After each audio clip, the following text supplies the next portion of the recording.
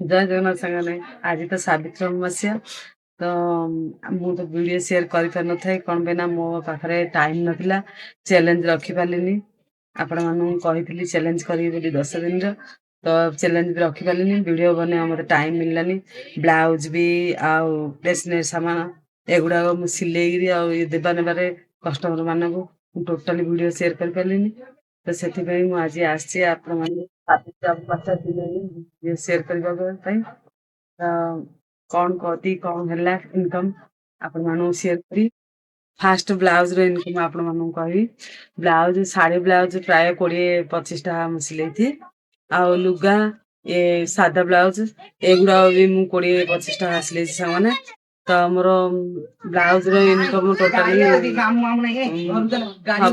6,000 पाखापाखि आ चूड़ी भी 3-4 हजार टाँग सांग मैंने स्टेशनरी भी 2-3 हजार टाँग तो टोटल इनकम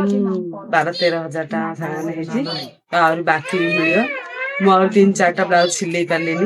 कौन बिना मत समय अभाव जो आपण मान तो मुझे 10 दिन चैलेंज रखी पारे